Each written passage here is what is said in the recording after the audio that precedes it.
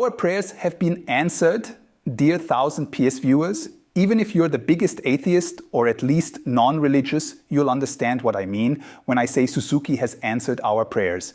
We were left out in the rain for nearly 20 years with no successors to the DR-Z4S and SM models. But now the time has come. Suzuki is releasing the DR-Z4S, a dual-purpose machine for off-road, and the DR-Z4SM, the Supermoto version of a bike I haven't forgotten and have eagerly awaited.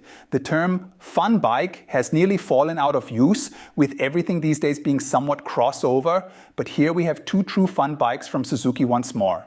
The engine remains the 398 cubic centimeter model, and Suzuki says it's the same old engine but massively modernized. Now it includes fuel injection, dual ignition, titanium intake valves and sodium-filled exhaust valves, an incredibly elaborate setup. There are new cam profiles, increased intake lift, optimized valve overlap, all of which retain the core of the old concept, but of course bring it up to Euro 5 plus standards.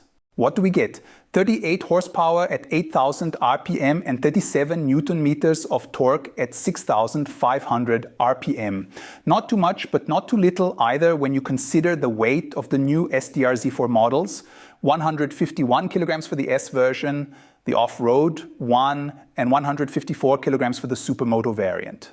I'm strongly assuming this is the ready-to-ride weight, filled to 90% with its 8.7 liter tank. The old model had a dry weight of just over 130 kilograms, so I suspect the new model's ready-to-ride weight will also be just over 150 kilograms, otherwise it would be fairly heavy. The seat height is 920 millimeters for the Enduro version and 890 millimeters for the SM. It might sound a bit inaccessible, especially for shorter riders, both male and female, but when you consider that the seat is very narrow, probably like a real thong that pulls right in, it will, combined with the low weight, deliver an incredibly enjoyable handling and riding experience. I can already see it. I already know that these bikes will function brilliantly. According to Suzuki, the chassis is also based on the old model, but heavily modernized, featuring an aluminum subframe and an aluminum swing arm in the rear. The suspension setup, especially on the S version with the golden upside-down fork, looks very stylish and cool.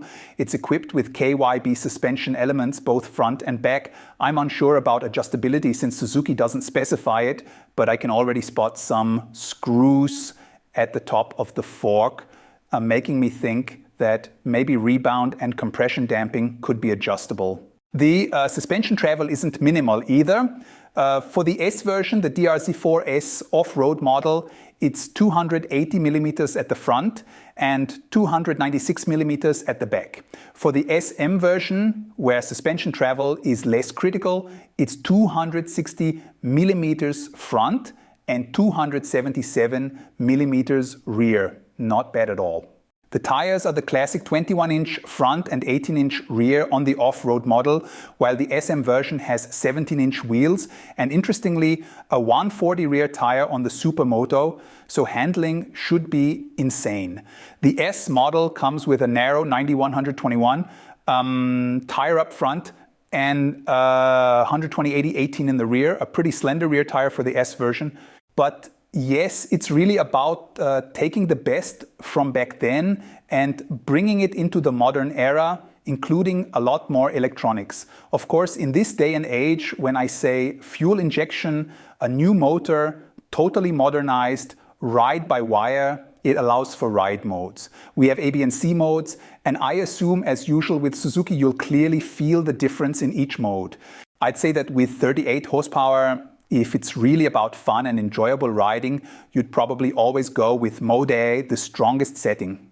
But who knows, perhaps a beginner or a new rider might start a bit cautiously in Mode C. It also comes with traction control, including a gravel mode. I'm not sure if that's included on the SM version, but it probably wouldn't hurt. ABS is, of course, legally required, but on the SM version, it can be turned off at the rear for some enjoyable rear wheel drifts, and on the S version, it can be fully disabled, front and rear. I believe this is a first for Suzuki, releasing a bike where ABS can be disabled on both the front and rear wheels, which is quite something for the safety-conscious Japanese. With all the electronics packed in, I don't yet know the price, and it's hard to guess what it'll cost. We've all kind of thought about it, seeing how it continues right where the older models left off, rather than just reinterpreting them. It would be great in Austria if it came in under 7,000 euros. But with all the electronics, well, we'll just have to see. Under 7,000 euros, dear Suzuki folks, would be fantastic here in Austria. And the prices for used DR-Z400 models have, of course, skyrocketed since there's nothing new coming out. But there's some action in the small to mid-range 400cc Supermoto segment. Let's see if other manufacturers bring something to the table. Visually, I'd say the DR-Z4S and SM keep the classic style of the old models with that iconic bug-eyed headlight up front. It's a matter of taste, but I absolutely love it because it just looks modern. All the lights are LEDs. Personally, I like the SM version best in light blue, but the white one with blue rims is also ultra stylish. And the dual-purpose off-road S version, yellow with white and black on the seat, is just awesome. And of course, the typical Suzuki style. The gray version, while maybe not to everyone's taste, is kept all black and dark, looking pretty daring. If I had to nitpick, it'd be that the instruments are LCD and not color TFT. Sure, you could say other manufacturers managed to put color TFT displays in even their 125s, and Suzuki itself has done it in smaller classes too, so why not in this one? I hope I managed to get you excited about the DR-Z4 models. Subscribe to our 1000 PS YouTube channel if you haven't already, and you'll get all the EICMA videos and everything else we're constantly putting out, delivered live. Thanks again for listening and watching, and see you next time.